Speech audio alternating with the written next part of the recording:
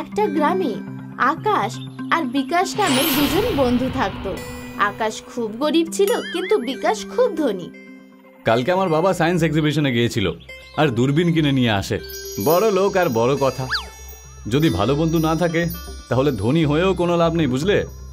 চল, আমি কাল তোকে লস্যি খাইয়েছিলাম, আজ তুই সিঙ্গারা খাওয়া। চল বাজার যাই। আকাশ আর বিকাশ বাজার গেল আর গিয়ে দেখলো খুব ভিড় হয়ে আছে দোকানে। দুই বন্ধু দোকানের কাছে গেল। কাকা, দোকানে এত ভিড় কেন? সিঙ্গারার নতুন দোকান খুলেছে, এত দারুণ সিঙ্গারা যে একবার খেলে বারবার চাইবে। দে টাকা দে, দুটো সিঙ্গারা কিনে নি। না, তুই নিজের জন্যই কিনে নে, আমার টক ঢেকুর দিচ্ছে। আকাশ নিজের জন্য একটা সিঙ্গারা কিনতে গেল। তখনই বিকাশের নজর সিঙ্গারা বিক্রেতার ওপর পড়ল। বিকাশ সিঙ্গারা দোকানিটাকে একটু সন্দেহের চোখে দেখলো। অনেক কষ্টে আমি একটা সিঙ্গারা পেয়েছি, বুঝলি ভাই? এরকম সিঙ্গারা তো আমি আগে কখনো খাইনি। তুইও খেয়ে দেখ একবার, একবার খেলে বারবার চাইবি। এই দোকানের নামটা দেখে নি, কাল আবার এখানে আসবো। আকাশ দোকানের নামটা দেখে নিল, আর দোকানের নামটা ছিল জাদুর সিঙ্গারা। তুমি একটা জিনিস লক্ষ্য করলে কি? প্রত্যেকটা মানুষ এই সিঙ্গারার প্রশংসা করছে আর বলছে যে একবার খেলে বারবার চাইবে। আমার তো এই জাদুর সিঙ্গারায় কিছু গন্ডগোল মনে হচ্ছে। ওই সিঙ্গারা দোকানিটিকে দেখেও আমার একটু সন্দেহ হচ্ছে। গোয়েন্দাগিরি নোবেল পড়ে পড়ে তোর মাথা খারাপ হয়ে গেছে। চল বাড়ি যাই, অন্ধকার হয়ে গেছে আর বৃষ্টিও আসতে পারে, বুঝলি? আকাশ আর বিকাশ নিজের বাড়ি চলে গেল। পরের দিন আকাশ যখন সকালে উঠল, ওঠার সাথে সাথেই তার সেই জাদুর সিঙ্গারার দোকানের সিঙ্গারা খাওয়ার খুব ইচ্ছে হলো। আকাশদের খাট তৈরি করার পারিবারিক ব্যবসা ছিল। খোকা, রামপাল নিজের খাটটা দিয়ে গেছে, ওতে একটু বেশি দড়ি দিতে হবে। হ্যাঁ বাবা। আকাশ খাট বুনতে শুরু করলো, কিন্তু নিজের কাজে ও মন লাগাতেই পারছিল না। বাবা, আমি সিঙ্গারা খেতে যাচ্ছি, এক্ষুনি আসছি। 2-3 দিন তো আকাশের বাবা আকাশকে কিছু বলেনি, কিন্তু তারপর একদিন যখন আকাশ সকাল সকাল সিঙ্গারা খেতে যাচ্ছিল, তখন তার বাবা তাকে আটকালো। এই রোজ রোজ তুই কি সিঙ্গারা খেতে যাস? হ্যাঁ, পেট তো একেবারে খারাপ করে ফেলেছিস তুই নিজের, বুঝতে পারিস না? আগে তো তুই কখনো এত সিঙ্গারা খেতিস না, কিন্তু দেখছি গত 2-3 দিন ধরে তুই সীমা ছাড়িয়ে যাচ্ছিস। আজ আমি তোকে যেতে দেব না। কিন্তু বাবা, আমি সিঙ্গারা না খেয়ে থাকতে পারবো না। আকাশের বাবা আকাশের হাত ধরে নিল, কিন্তু আকাশ তাও থামলো না। গ্রামবাসীরা, আমার ছেলে পাগল হয়ে গেছে, একে আটকাতে আমাকে একটু সাহায্য করো। আকাশের বাবা আকাশকে ধরে রাখলেন। বাবাকে আর এক লোক ধরলেন, আবার সেই লোকটাকে অন্য আরেকজন ধরলো, অন্য একজনকে আরো একজন, আরেকজনকে আরো একজন ধরলো। এইভাবে পুরো একটা চেন তৈরি হলো। আকাশ নিজের বাবার হাত ছাড়িয়ে পালিয়ে গেল। পুরো চেনটা একেবারে ভেঙে পড়ে গেল। আকাশ ওই দিন গিয়েও সিঙ্গারা খেলো। পরের দিন আকাশের বাবা বিকাশের বাড়ি গেল। বিকাশ বাবা, কে জানে আকাশের কি হয়ে গেছে। বাজারে জাদুর সিঙ্গারা নামে যে নতুন দোকানটা খুলেছে, বারবার ওই দোকানের সিঙ্গারা খেতে যায় ও। আপনি চিন্তা ছেড়ে দিন কাকু, আমি সব কিছু সামলে নেব।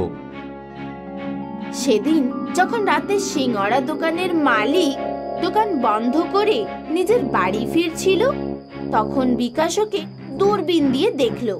বিকাশ দোকানের মালিকের পিছু নিল। খুব শিগগির আমাদের গ্রামের লোকেদের আমাদের সিঙ্গারা খাওয়ার নেশা হয়ে যাবে, তখন আমরা খুব ধনী হয়ে যাব। গ্রামের লোকেরা মূর্খ, জানেই না যে তুমি একজন কেমিস্ট আর সিঙ্গারাতে নেশার জিনিস মেশাও, আর তারপর লোকেদের সিঙ্গারা খাওয়ার নেশা হয়ে যায়।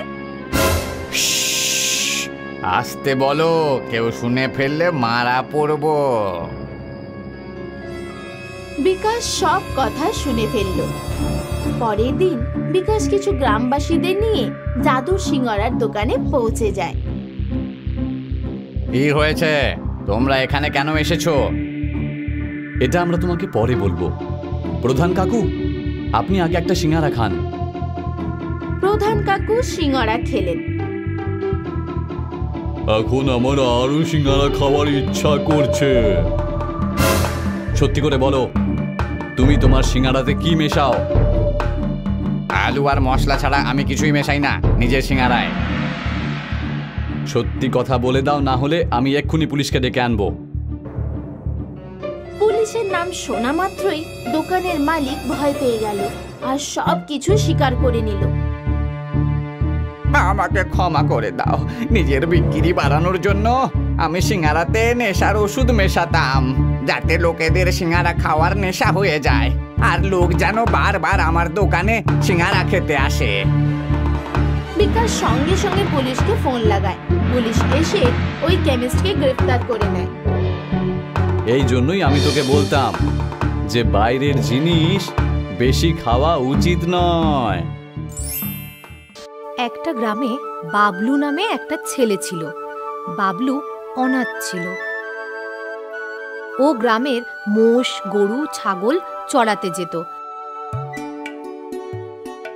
বদলে গ্রামের লোকেরা ওকে অনেক মিষ্টি খেতে দিত। মিষ্টি খেয়ে বাবলু খুব খুশি হয়ে যেত।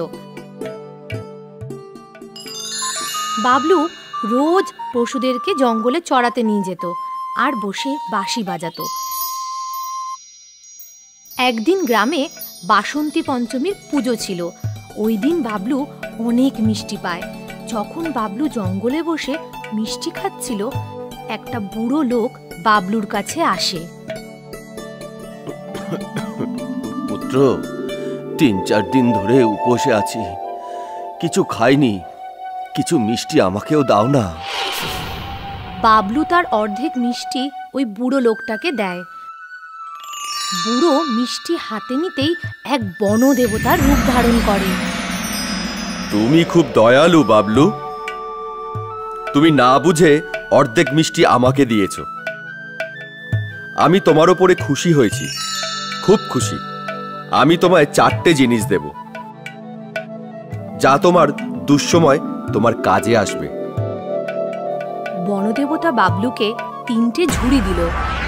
শোনো বাবলু, প্রথম ঝুড়িতে ঝড় আছে, দ্বিতীয় ঝুড়িতে বজ্রবিদ্যুৎ সহ বৃষ্টি আছে, আর তৃতীয় ঝুড়িতে আগুন আছে। এটা বলে বনদেবতা অদৃশ্য হয়ে যান। বনদেবতা বললেন আমাকে 4টে জিনিস দেবেন। কোনো ব্যাপার না, এই 3টে জিনিসই যথেষ্ট। বাবলু তার কাছে বেঁচে যাওয়া মিষ্টি পুরো খেতে পারল না। মিষ্টিগুলো মাটিতে পুঁতে দিয়ে চলে যায়।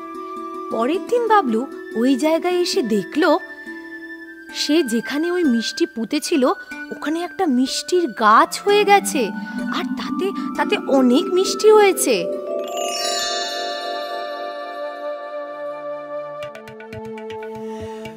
বাবা, মিষ্টির গাছ, মনে হচ্ছে বনদেবতার 4র্থ বর এটা। বাবলু গাছে চড়ে আর মিষ্টি খেতে শুরু করে। ওই সময় জঙ্গলে এক বুড়ি রাক্ষসী যাচ্ছিল। সে বাবলুকে দেখতে পায়।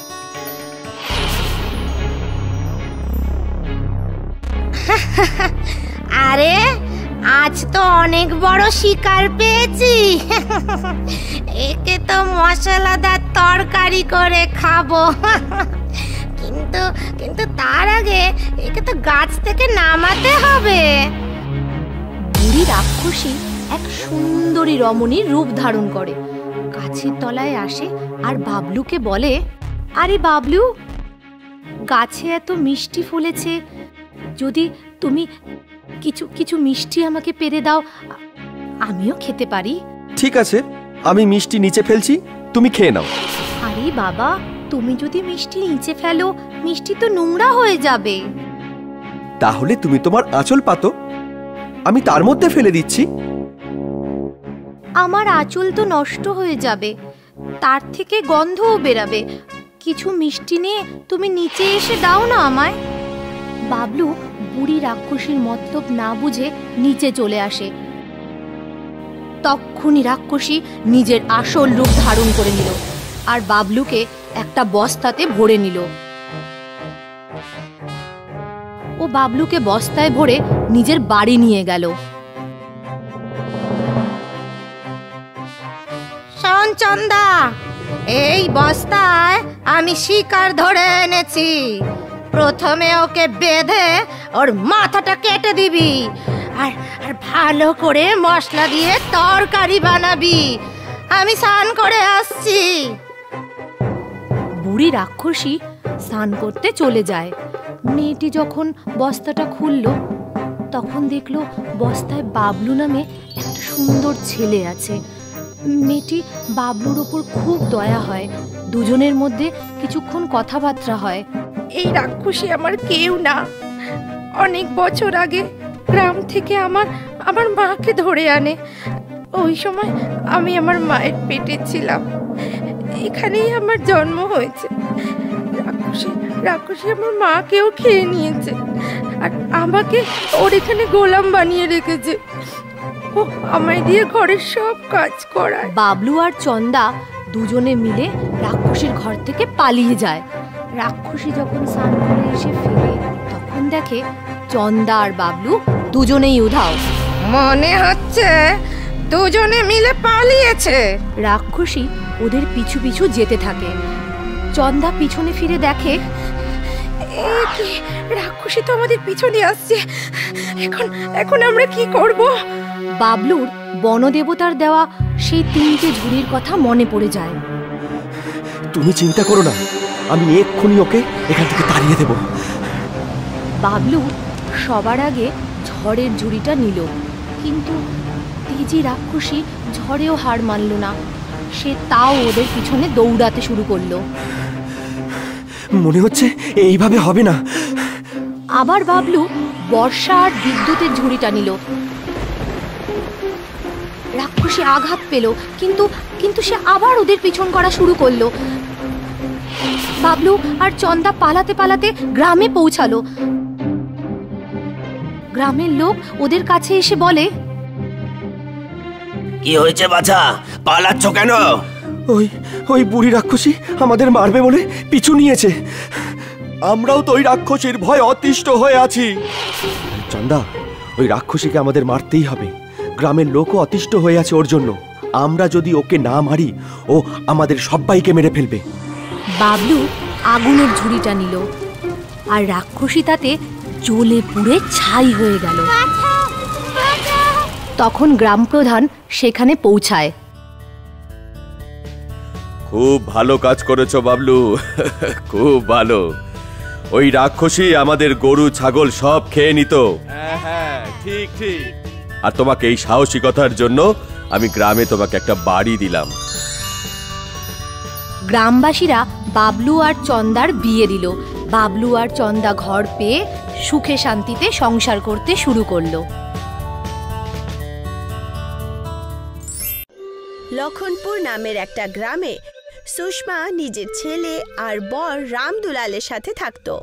সুষমার বর বিকলাঙ্গ ছিল, এই কারণে সুষমাই বাড়ির দেখাশোনা করত। সেই জন্যে সুষমা ঘর চালানোর জন্য নিজের ভাগ্নে করণের সাথে জিলিপির দোকান চালাতো। করণ খুব ঝগড়ালু আর কিপটে টাইপের লোক ছিল। সবসময় লোকেদের সাথে ঝগড়া আর সবসময় রাগেই থাকতো। ও নিজের মামার সমস্ত জমি আর ঘরবাড়ি নিতে চাইছিল। বাবু করণ, যাও গিয়ে দোকান খোলো, আমি অন্য কাজে ব্যস্ত আছি। আমি কোনো কাজ করব না। তুমি মাইমা হয়ে আমাকে দিয়ে সব কাজ করাও, তোমার লজ্জা করে না? আমি তোকে পাহাড় ভাঙতে তো বলিনি না, ব্যাস এইটুকুই বলেছি যে দোকান খুলে দে। করণ ওখান থেকে রাগের চোটে দোকান খুলতে চলে যায়। দাদা, আমাকে জিলিপির সাথে দইও দিও। এটা নিয়ে তুমি 3 বার এসেছো, বারবার দই চাও তুমি আমার কাছে। যাও, আমি তোমাকে আর দেব না। তাহলে তুমি কি আমার সাথে ঝগড়া করতে চাও? তোমার তো এটা রোজকার কাজ। ওই দুজনের মধ্যে ঝগড়া হচ্ছিলই যে তক্ষুনি সুষমা চলে আসে। আন্টি, এই দেখুন ও আমার সাথে কিভাবে ঝগড়া করছে। এখানে দাঁড়িয়ে থাকলে আমি পাগল হয়ে যাব। আমি এবার যাই, এখানে আমি একদম থাকবো না। করণ ওখান থেকে ঝগড়া করে চলে যায়। সুষমা একাই সারা দিন দোকান চালায়, আর রাত্রিবেলা ক্লান্ত হয়ে নিজের বর রামদুলালের কাছে এসে সমস্ত কথা বলে। তুমি ওকে বোঝাও না কেন? আমি জানি সুষমা, আমি ওর সাথে একবার কথা বলে দেখছি। হ্যাঁ করো, আর তাড়াতাড়ি করে নিও। দিনের পর দিন ওর ভবিষ্যৎ খারাপই হয়ে যাচ্ছে। রামদুলাল করণকে আওয়াজ দিয়ে ডেকেই ছিল যে করণ অর্ধেক রাত্রিবেলা নিজের বন্ধুদের সাথে ঘোরাফেরা করতে চলে যায়। আমি আমার ভাগের খাবারটা খেয়ে নিয়েছি। আমি এখন আমার বন্ধুদের সাথে রাত্রে পার্টি করতে যাচ্ছি। সকালে দেখা হবে, না হলে বিকেলে আসবো। তাই আমাকে নিয়ে চিন্তা করো না তোমরা। দেখলে তো তুমি, আজও দোকান আমিই খুললাম আর কালও আমাকেই খুলতে হবে। দ্বিতীয় দিন করণ অনেক রাত্রিবেলা ফেরে নিজের মামা রামদুলালের সমস্ত জমির কাগজপত্র নিজের নামে করার জন্য। মামা, এই নাও, এর উপর একটা সাইন করে দাও। আমার পরীক্ষার রেজাল্ট এটা। আচ্ছা, দাও দাও, কই দেখি। আমি এক্ষুনি আঙুলের ছাপ দিয়ে দিচ্ছি ওতে। এর মধ্যেই ওখানে সুষমা চলে আসে আর ওর হাতে জমিনের কাগজপত্র দেখে ফেলে। দাঁড়াও, এটা তুমি কি করছো? আমি করণের কলেজের কাগজের উপরে ছাপ লাগিয়ে দিচ্ছি। এগুলো কলেজের কাগজ নয়, বরং আমাদের সম্পত্তির কাগজপত্র। কি বললে তুমি? আরে আর একটু লেট করে এলে কি হতো তোমার?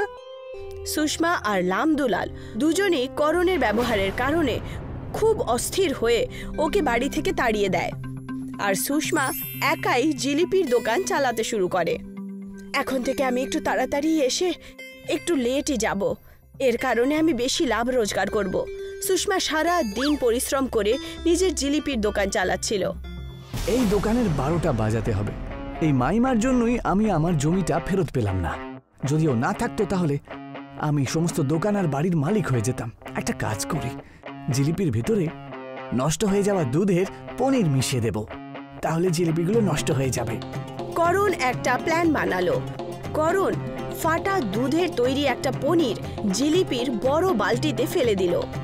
দিদি, আমাকে গরম গরম জিলিপি দাও না। দাঁড়াও, এক্ষুনি গরম গরম বানিয়ে দিচ্ছি। সুষমা না জেনেই ওই পনিরে মিক্স করা জিলিপি দিয়ে দিল, যেটা লালের জায়গায় পুরো সাদা ছিল। এটা কি আর কি করলেন দিদি? আমি তো গরম গরম জিলিপি চেয়েছিলাম আর আপনি আমাকে এই মিষ্টি পনির খাওয়াচ্ছেন। এটা শুধু জিলিপির মতো দেখতে, কিন্তু জিলিপি থোড়েই না। এটা কি করে হতে পারে? কিছু একটা গন্ডগোল নিশ্চয়ই হয়েছে। ওই মহিলাটিকে দোকান থেকে দূরে যেতে দেখে করণ খুব খুশি হয়। মনে হচ্ছে ও পুলিশকে ডাকতে যাচ্ছে।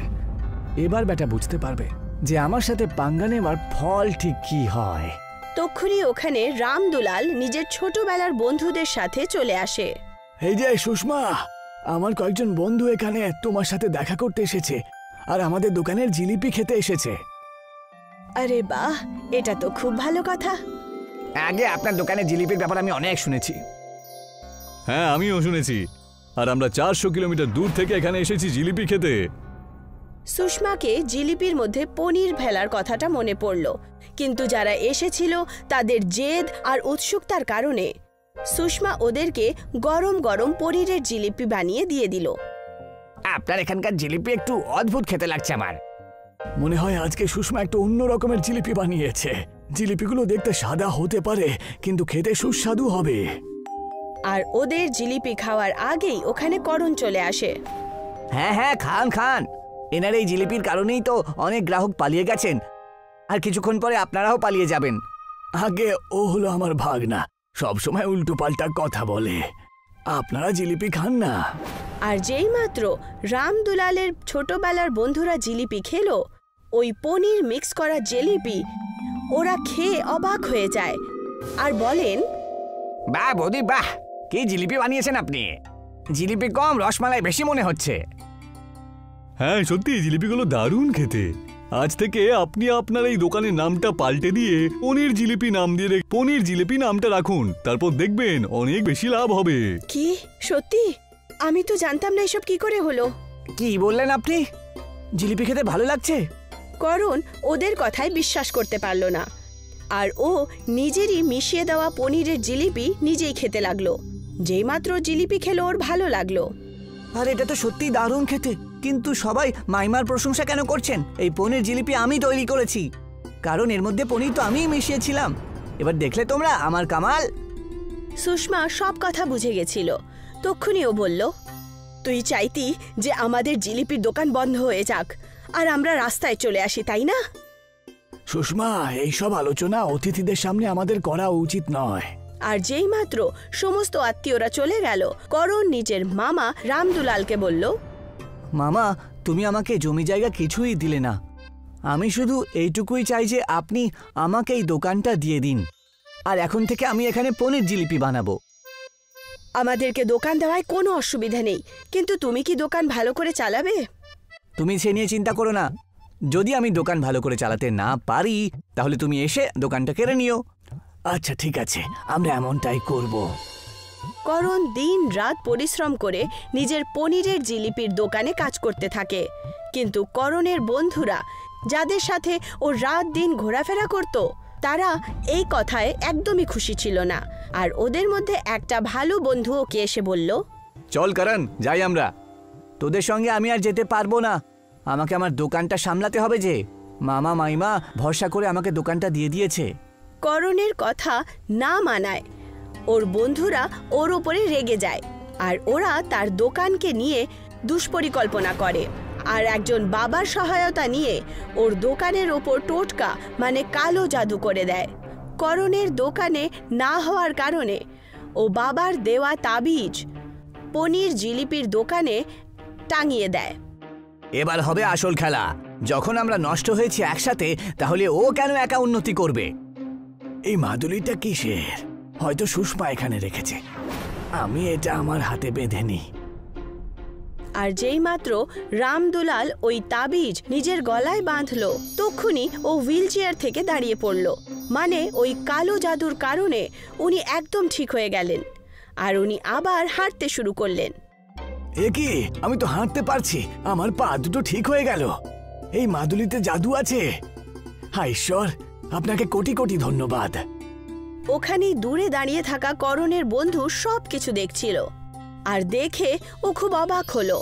আর তারপর ওই বাবার কাছে গেল। বাবা ওকে বলল, তুমি এটা চিন্তা করলে কি করে যে তোমাদের মতন পাজি ছেলেদের আমি এইভাবে সাহায্য করব? অনেক বছর আগেকার একটা ঘটনা। ওই দোকানের একটি মেয়ে আমার খিদে মিটিয়েছিল, আমাকে জিলিপি খাইয়েছিল, সেই জন্য আমি এই উপকার করেছি। এখন থেকে যে ওর দোকানের পনির জিলিপি খাবে সে সবসময় খুব ভালো থাকবে, আর তার রোগও ঠিক হয়ে যাবে। আমাকে ক্ষমা করে দিন সাধু বাবা, আমার মনের মধ্যে পাপ ঢুকে গেছিল। আর সেরকমই হলো। ওনার জাদুই পনির জিলিপি প্রচণ্ডভাবে প্রসিদ্ধ হলো। করণের পরিশ্রমের কারণে ওর মামা মামিও ওর ওপর গর্বিত ছিল। এখন সবাই একসাথে মিলেমিশে থাকতে শুরু করে। দমাদমপুর গ্রামে রাজেশ তার স্ত্রী রেখার সাথে থাকতেন। রাজেশ নিজের ছেলে পুনিতের সাথে সিঙ্গারার দোকান চালাতেন। রাজেশের সিঙ্গারার দোকানের সামনে তার ছোটবেলার বন্ধু মুন্নার মাটির ভাঁড়ের চায়ের দোকান ছিল। রাজেশ মুন্নার কাছে সব সময় দেখা করতে যেত। কি খবর মুন্না, তোমার এই ভাঁড়ের চায়ের দোকান এত দেরি করে খুললে কেন আজকে? আরে এর কারণে যে আমাকে আমার বউয়ের বাজে চা খেতে হলো। ক্ষমা করে দাও কীর্তন দাদা, আমার শরীরটা একটু খারাপ ছিল, সেই জন্য দোকানটা খুলতে আমার একটু দেরি হলো। আরে তাহলে ডাক্তারবাবুকে দেখিয়ে ওষুধ নাও, আর আজকে একটু রেস্ট করো। আরে শরীর না থাকলে কিছু হবে? আগে আমি ওষুধ নিয়ে নিয়েছি, কিন্তু আজকে কি ব্যাপার, কোনো গ্রাহক দেখতেই পাচ্ছি না। আরে কি করে হবে, প্রণীত যে আজকে নিজের বন্ধুর বিয়েতে গেছে গো। দোকানে সিঙ্গারা তো ওই বানায়, তাই যখনই ও আসবে তখন দোকানে আবার সিঙ্গারা বানিয়ে আবার বিক্রি করবে। ততক্ষণে ওখানে প্রণীত চলে আসে। মুন্না কাকা, একটা চা দিন না, একটু তাড়াতাড়ি দিন, কারণ দোকানে মিষ্টি তৈরি করতে যেতে হবে। একটা কাজ করো, তুমি গিয়ে সিঙ্গারা তৈরি করা শুরু করো, আমি তোমার দোকানে পাঠিয়ে দেব। এটা ভালো হবে। আচ্ছা তাহলে তুই যা, আমি নিয়ে আসছি। প্রণীতের যাওয়ার পর মুন্না রাজেশকে বলে, আপনার ছেলেটা কিন্তু খুবই পরিশ্রমী, সারাদিন দোকান চালায়, খুব পরিশ্রম করে ও। এই কথাটা আমি খুব ভালোই জানি। চাটা এবার দাও, আমি নিয়ে যাই, তোমার সাথে বিকেলে দেখা করব, দিয়ে গল্প হবে খুব। প্রণীত নিজের সিঙ্গারার দোকানে দিন রাত পরিশ্রম করত। সারা দিন সিঙ্গারা বানিয়ে ওগুলো বিক্রি করার কাজ করত। কিন্তু এই ব্যাপারে প্রণীতের বন্ধু মংলু খুব হিংসে করত, কারণ তার সিঙ্গারার দোকান খুব ভালোই চলছিল, আর মংলুর মিষ্টির দোকান সবসময় খালিই থাকত। বাবু মংলু, কোথায় আছিস? এই দেখ, প্রণীত তোর জন্য সিঙ্গারা পাঠিয়েছে। আগে আমি এক্ষুনি আসছি। আরে এর কি দরকার ছিল? আমি ওর কাছে গিয়ে দেখা করে নিচ্ছি। মংলু সঙ্গে সঙ্গে প্রণীতের দোকানে যায়। মনে হচ্ছে ভালোই কেনাবেচা হচ্ছে। ফ্রিতে সিঙ্গারা বিক্রি করছো? আরে না না, সেরকম কোনো ব্যাপার না। আসলে আজকে কয়েকটা সিঙ্গারা একটু বেশি তৈরি করেছিলাম, তাই ভাবলাম তোমাকে দিয়ে দিই। আমি সব জানি, তুই এইসব ইচ্ছে করেই করিস আমাকে নিচু করার জন্য। তোর সিঙ্গারার দোকান আমার মিষ্টির দোকানের থেকে বেশি ভালো চলে, সেই জন্য। আরে আমি এরকম করতে চাই না, তুমি ভুল ভাবছো। এই চুপ কর তো, আর নিজের কাজ কর। মংলু প্রণীতের দোকানে ওর সাথে ঝগড়া করার পর ওখান থেকে চলে যায় আর গিয়ে একটা জঙ্গলে গিয়ে বসে পড়ে। এই ব্যাটা প্রণীতটা নিজেকে কি মনে করে? মানছি ভালো সিঙ্গারা তৈরি করে, কিন্তু আমার মিষ্টিও তত খারাপ নয়। ওর একটা ব্যবস্থা করতেই হবে। মংলু নিজের মনেই কথা বলছিল, তক্ষুনি ওখানে গোলু চলে আসে, যে ওই গ্রামের একজন চোর ছিল আর জেল থেকে কিছুদিন আগেই ছাড়া পেয়ে বেরিয়েছিল। আরে গোলু দাদা, তুমি জেল থেকে কবে ছাড়া পেলে? আর এখানে এই বাগানে কি করছো? আরে আমি গত সপ্তাহে এসছি, আর আমি চুরি করব না। এবার থেকে সাধারণ মানুষের মতন বাঁচবো। আরে সাধারণ জীবনে অনেক গন্ডগোল রয়েছে, বুঝলে? এমন কেন বলছো তুমি? কি হয়েছে তোমার? মংলু গোলুকে নিজের সমস্ত সমস্যা বলে দেয়, আর গোলু ওকে বলে, এই সামান্য ব্যাপার, যা গিয়েও সিঙ্গারার মধ্যে কিছু একটা মিশিয়ে দে, তাহলেই হয়ে গেল। মানে পেট খারাপ হওয়ার ওষুধ মিশিয়ে দে, তারপর দেখবি সারা গ্রামের লোক ওর সিঙ্গারা খেয়ে খালি জমির দিকে ছুটবে হাঁকতে, তখন খুব মজা হবে। এটা একটু বেশি বাড়াবাড়ি হবে না? দেখ, আমি তোকে উপায়টা বলে দিলাম, এবার তুই কি করবি না করবি তোর ব্যাপার। গোলুর কথাটা ঠিকই, আমি ও সিঙ্গারাতে ওষুধ মিশিয়ে ওর পুরো দোকানটা তুলে দিয়েই ছাড়বো। মংলু নিজের বাড়িতে সারা রাত সেই ভাবনাতেই ছিল, আর গোলুকে কিছু টাকা দিয়ে প্রণীতের সিঙ্গারার দোকানে গিয়ে ওষুধ মেলানোর জন্য বলে। আজকে মদের ব্যবস্থা তো হয়েই গেল, ওর সিঙ্গারাতে ওষুধ মিশিয়ে দেব, আর তারপর বিকেলে সেইটা পেটে ঢেলে শুয়ে পড়বো। একেই তো বলে জীবন। আহা, যেন স্বর্গ, দারুণ লাগছে। গোলু প্রণীতের সিঙ্গারার দোকানে গিয়ে ওষুধ ছিটিয়ে দেয়। সেই দিন সিঙ্গারার দোকানে অনেক বিক্রি হয়। লোকেরা দূর দূর থেকে এসে ওষুধ মেলানো সিঙ্গারা খেতে শুরু করে দেয়। দেখলে মা, আজকে আমাদের সিঙ্গারা খুব বিক্রি হয়েছে। ঈশ্বর আমাদের ওপর এইভাবে আশীর্বাদ করুক আর দোকানটা ভালো করে চলুক। দুজন কথা বলছিলই, তক্ষুনি কিছু লোক পেটের ব্যথা নিয়ে ওখানে চলে আসে। এটা তুমি সিঙ্গারাটা কি মিশিয়ে দিয়েছো? আমার বাড়িতে সব জল শেষ হয়ে গেছে, বারবার আমাকে জমিতে যেতে হচ্ছে। তোমার সিঙ্গারা খুবই খারাপ ছিল। আমার পুরো পরিবার বাথরুমের চক্কর লাগাতে লাগাতে ক্লান্ত হয়ে গেছে। কি মিশিয়েছো তোমার সিঙ্গারার মধ্যে? আমি তো এমনিতেই পাতলা, তার উপরে পাতলা পায়খানা হতে হতে আরো পাতলা হয়ে গেছি। ওষুধওয়ালা সিঙ্গারা খেয়ে পুরো গ্রামের লোকেদের পেট খারাপ হয়ে গেছিল, আর এই সব কারণেই প্রণীতের সিঙ্গারার দোকান এখন চলা বন্ধ হয়ে গেল। আজকের পর থেকে তোমার দোকানে আর কেউ আসবে না, সবাই মিষ্টি খাবে, কেউ সিঙ্গারা খাবে না। প্রণীতের দোকান না চলার কারণে মংলুর মিষ্টির দোকান খুব ভালো চলতে শুরু করে। এই ব্যাপারে প্রণীত চিন্তিত হয়ে মুন্নার চায়ের দোকানে পৌঁছায়। কি আর বলি মুন্না কাকা, সবকিছু বেশ ভালোভাবেই তো চলছিল, আর আজ আমার কি অবস্থা হয়েছে দেখো। বাবা, এরকম তো জীবনে হতেই থাকে, আর উঁচু চিন্তাধারা। মুন্না কাকুর মুখে এই সাধারণ জীবনের কথা শুনে প্রণীত ওখানে নিজের বাবাকে ডেকে পাঠায়। বাবা, এখানে এসো, আমার কাছে আমাদের দোকানটা রক্ষা করার একটা উপায় রয়েছে। কি উপায় আছে বাবা? তুমি তো খুব ভালো খিচুড়ি বানাও। আচ্ছা, আমরা যদি এখন থেকে খিচুড়ির ব্যবসা করি, যাদের যাদের পেট খারাপ হয়েছে না, তারা যদি খিচুড়ি খায় ভালো হবে, আর তারা হালকা খাবারও খেতে পারবে, আর আমাদের যে ব্যবসাটা নষ্ট হয়েছে সেটাও ঠিক হয়ে যাবে, তাই না? বাহ বাছা বাহ, কি ভালো উপায় বের করেছিস, আমরা তাই করব। আচ্ছা, আমিও কি এর মধ্যে যুক্ত হতে পারি? আমি আমার ভাঁড়ে চা বিক্রি করবো এর মধ্যে। আরে হ্যাঁ হ্যাঁ, এটা আবার জিজ্ঞাসা করার কি আছে? তুমি নিশ্চয় আমাদের ভাঁড়ের খিচুড়ির দোকানে চলে আসবে চা বিক্রি করতে, বুঝেছো?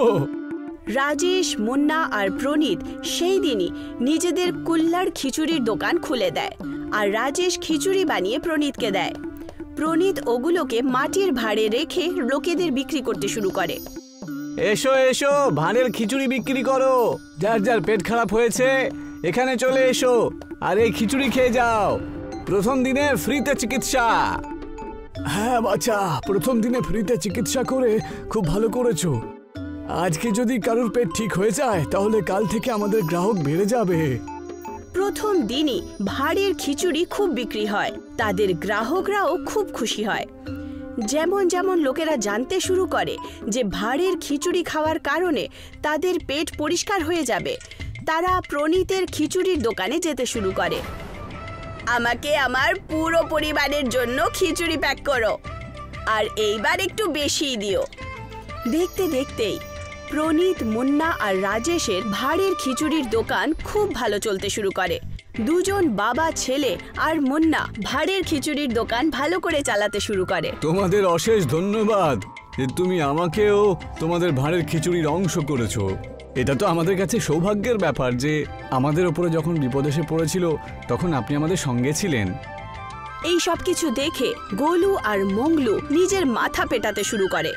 গোলু চুরির জন্য পুলিশ আবার ধরে ফেলে, আর মঙ্গলু নিজের ছোট্ট মিষ্টির দোকান আবার চালাতে শুরু করে, যেটা মোটেই চলতো না। এই গল্পটা হলো মথুরার লালনের। লালন একটা বড় কোম্পানিতে ঠিকাদারে চাকরি করত। লালন খুবই চালাক আর বুদ্ধিমত্তা ছিল, আর নিজের স্ত্রী সোমলতার সাথে বাস করত। টিফিনটা দিয়ে দাও, আরে কাজে বেরোতে হবে, দেরি হয়ে যাচ্ছে। আরে আমি কখন কাজে যাব? যদি সবকিছু এইভাবেই চলতে থাকে তাহলে আমার একদিনের পয়সা অবশ্যই কেটে নেবে ওরা। ওফো, দিচ্ছি তো। আমার 4-5টা হাত থোড়েই না আছে যে আমি দেব না। নাও, নিয়ে যাও, ঠুসে ঠুসে খেয়ে নিও। আমি এই জন্যই বলি যে চাকরিটা ছেড়ে দাও আর আমার সাথে ব্যবসার কাজ করো, কিন্তু তুমি তো আমার কথাই শোনো না। আরে ব্যবসার কোনো ঠিকঠাক থাকে না, বুঝেছো? কাজটা ভালো, সেই জন্য সময় মতন আমরা মাসে মাসে মাইনে তো পেয়ে যাচ্ছি। এখন আমি কি করব? যেমনটা তোমার ঠিক লাগে। লালন নিজের কার্যালয়ের দিকে রওনা দেয়, আর সেখানে গিয়ে সে দেখতে পায় যে অনেক ভিড় রয়েছে। আরে এত ভিড় এখানে কি হয়েছে? কি ব্যাপারটা কি? একটু গিয়ে দেখি তো। লালন সেখানে গিয়ে দেখে, তারপর সে লক্ষ্য করে যে ওখানে একটা বোর্ড লাগানো রয়েছে। কোম্পানিতে লোকসান হওয়ার কারণে সমস্ত কর্মচারীদেরকে বের করে দেওয়া হচ্ছে। তার মানে হলো যে আমাদের সবাইকে কাজ থেকে বের করে দিয়েছে। হায় হায় হায়, এসো এসো, আমার বউ বাচ্চাকে কে সামলাবে? আমার পরিবারের কি হবে? আরে কোনো নোটিশ না দিয়ে, কিছু না বলে আমাদেরকে কি করে বের করতে পারে? এত বছর ধরে আমরা এই কোম্পানিতে চাকরি করছি। চাকরি চলে যাবার কারণে এই ভয়ে ভয়ে লালন মন খারাপ করে বাড়িতে ফিরে আসে। লালনকে চিন্তিত দেখে ওর স্ত্রী ওকে বলে, তোমাকে তো অনেক চিন্তিত মনে হচ্ছে। কি হয়েছে আপনার? আর এটা কি? টিফিনও এরকমই ফেরত নিয়ে এলে, এটাও খেলে না তুমি? আরে সকালে তো তুমি ঠাট্টা করছিলে, তোমার কথাই সত্যি হয়ে গেল। আমাকে কাজ থেকে বের করে দেওয়া হয়েছে, আর শুধু আমাকেই নয়, বরং সমস্ত কর্মচারীকে কাজ থেকে বের করে দিয়েছে গো। কি বললে তুমি? এটা কি করে সম্ভব হতে পারে? এত বছর ধরে আপনি কাজ করছেন ওখানে, আর এখন হঠাৎ করে চাকরি থেকে বার করে দেওয়া, এটা তো খুবই অন্যায় কথা। এটা তো অনেক বড় অন্যায়। আরে কিছুই বুঝতে পারছি না, এখন আমি কি করব? কোথায় যাব? কার কাছ থেকে গিয়ে সাহায্য চাইবো? যেই কাজটা তুমি করছিলে এটা আর কোথাও নেই। আমাদেরকেই অন্য কোনো রাস্তা খুঁজে বার করতে হবে। আমি একেবারে বুঝে গেছি যে, আচ্ছা ততক্ষণ যদি আমরা ব্যবসা করি সিঙ্গারা বিক্রি করার। তুমি তো খুব ভালো সুস্বাদু সিঙ্গারা তৈরি করো, তাই না? এটা তো তুমি আমার মনের কথা বললে গো। আমরা এরকমটাই করব। আমি সিঙ্গারা বানাবো আর তুমি গ্রামে গ্রামে গিয়ে ওই সিঙ্গারাগুলো বিক্রি করো। সোমলতা আর লালন দুজন মিলে সিঙ্গারা তৈরি করা শুরু করে দেয়। সোমলতা নিজের হাতে সিঙ্গারা বানাতে শুরু করে, আর লালন সেগুলো একটা বড় ঠেলা গাড়িতে রেখে বিক্রি করার জন্য বেরিয়ে পড়ে। আজকে আমাদের প্রথম দিন, ঈশ্বরের কাছে প্রার্থনা করো যেন সবকিছু খুব ভালো হয়। তুমি তার চিন্তা করো না, সব ভালোই হবে। লালন নিজের গ্রাম থেকে অন্য গ্রামে গিয়ে সিঙ্গারা বিক্রি করতে শুরু করে। সিঙ্গারা, গরম গরম সিঙ্গারা। যে একবার খাবে সে হাসবে, আর যে খাবে না সে মন খারাপ করবে। আরে আরে, এই দেখো, মনে হচ্ছে নতুন সিঙ্গারাওয়ালা এসেছে। চলো চলো গিয়ে খেয়ে দেখি তো। আরে গন্ধ ভালোই বেরোচ্ছে, চল আমরা পেট ভরে সিঙ্গারা খাবো। আর আজকে সিঙ্গারার টাকাটা আমি দেব, কিন্তু এই সিঙ্গারাগুলো আমার তরফ থেকে। আমি চাকরি পেয়েছি না, তারই পার্টি ভাবো। লালনের কাছে অনেক লোকজন চলে আসে, আর কিছুক্ষণের মধ্যেই ওর সমস্ত সিঙ্গারা প্রথম দিনেই কয়েক ঘন্টার মধ্যে বিক্রি হয়ে যায়। লালন খুবই খুশি হয়, কিন্তু অন্যদিকে অন্য সিঙ্গারার ব্যবসায়ীদের খুবই লোকসান হতে শুরু হয়ে যায়। তখন সোমনাথ আর নিতিন একে অপরকে বলতে শুরু করে, এই সিঙ্গারাওয়ালার কারণে আমাদের একটা সিঙ্গারাও বিক্রি হয় না, সব পয়সা নষ্ট হয়। আরে তোমার যে অবস্থা আমারও তাই অবস্থা, বুঝলে? ও হঠাৎ করে এলো থেকে আমাদের ব্যবসা পুরো জলাঞ্জলি হয়ে গেল যে। এই যে গিন্নি, শুনছো? কোথায় আছো তুমি? খুব খুশি মনে হচ্ছে তোমাকে। কি হয়েছে বলো? এই দেখো কত টাকা, আমার সমস্ত সিঙ্গারা বিক্রি হয়ে গেছে, বুঝেছো? ঠিকই বলেছিলে তুমি, যদি কাজ করতাম তাহলে এত টাকা আমি কখনোই রোজগার করতাম না, বুঝেছো? এখন থেকে তুমি আমাকে আরো সিঙ্গারা বানিয়ে দিও, আমি সেগুলো সব বিক্রি করব, অনেক লাভ হবে আমাদের। হ্যাঁ, এটাও কোনো বলার কথা নাকি? আমি আরো বেশি আর আরো টেস্টি সিঙ্গারা বানিয়ে দিয়ে দেব। সমস্ত টাকা পয়সা লালন সোমলতাকে দিয়ে দেয়। পরের দিনের জন্য সোমলতা অনেক বেশি সিঙ্গারা তৈরি করে, আর সেগুলো নিয়ে গিয়ে লালন আবার সেই গ্রামে বিক্রি করার জন্য বেরিয়ে পড়ে, আর সেখানে ঠেলাগাড়ি নিয়ে সিঙ্গারা বিক্রি শুরু করে দেয়। এইভাবেই লালন কয়েকদিন কাটিয়ে ফেলে।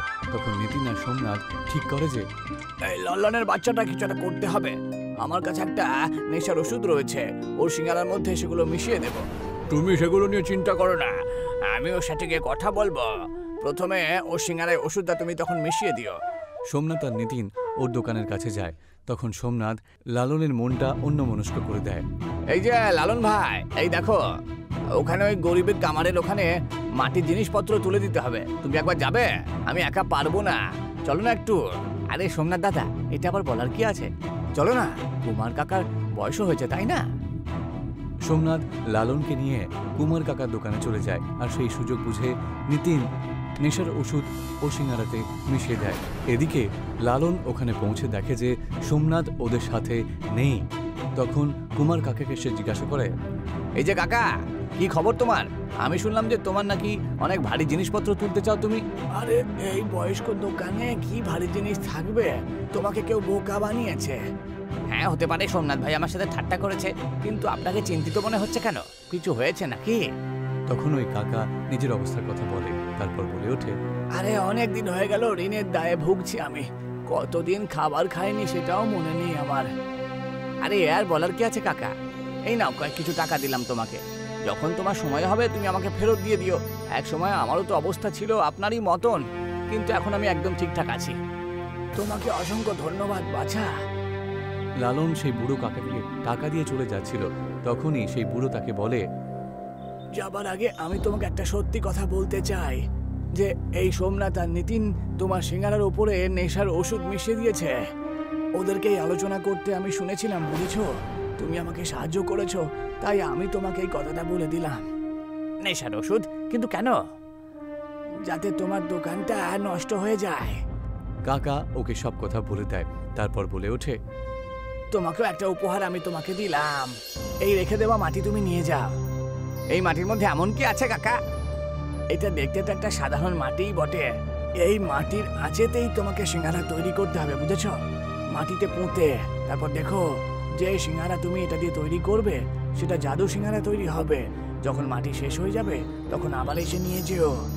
মাটির সিঙ্গারা খাবার পরে লোকেরা দৌড়ে দৌড়ে তোমার কাছে আরো সিঙ্গারা চাইতে আসবে। লালন ঠিক সেরকমই করে। ওই কাকার মাটি আর নিজের ঠেলাগাড়ি নিয়ে বাড়ি চলে আসে, আর সমস্ত কথা সোমলতাকে বলে দেয়। তারপরে সোমলতা বলে, মাটির সিঙ্গারা, এটা আবার কি গো? এটা তো আমিও বানাতে চাইবো। তাহলে দেরি করছো কেন? চলো আমরা এই জাদু মাটি দিয়ে জাদু সিঙ্গারা তৈরি করে দাও। সোমলতা সিঙ্গারার মধ্যে আলু আর মশলা ভরে তৈরি করে দেয়। লালন খাল কেটে ওই মাটিটা খালের মধ্যে পুঁতে দেয়, তারপর সিঙ্গারাগুলো তাতে পুঁতে দিয়ে কাঠে আগুন লাগিয়ে দেয়। আগুনের সেই গরম আঁচে সামোসা তৈরি হতে শুরু হয়ে যায়, আর তার গন্ধ চারিদিকে ছড়িয়ে পড়ে। সুগন্ধ তো খুব ভালো আর মজাদার। এই সিঙ্গারাগুলো নিশ্চয়ই টেস্টি হবে। আমি তো আর থাকতে পারছি না। জাদুর মাটির সিঙ্গারা খুব সুস্বাদু ছিল, আর সেই মাটির সিঙ্গারা নিয়ে লালন বিক্রি করতে যায়। মাটির সিঙ্গারা নিয়ে যাও, মাটির সিঙ্গারা। মাটির সিঙ্গারা আবার কি রে? চলো গিয়ে খেয়ে দেখি তো। আমিও গিয়ে খাবো। যেই সবাই শুনতে পায় মাটির সিঙ্গারার কথা, তখন সে সিঙ্গারা খাবার জন্য দোকানের সামনে অনেক লাইন লেগে যায়, আর লালনের অনেক বেশি বিক্রি শুরু হয়ে যায়। আর সেই বিক্রি হওয়ার কারণে নিতিন আর সোমনাথ দোকান বন্ধ করে বসতে হয়, আর লালনের জাদুর মাটির সিঙ্গারা খুব বেশি বিক্রি হতে শুরু হয়ে যায়, আর তার কারণে ওর পরিবার আনন্দে দিন কাটায়।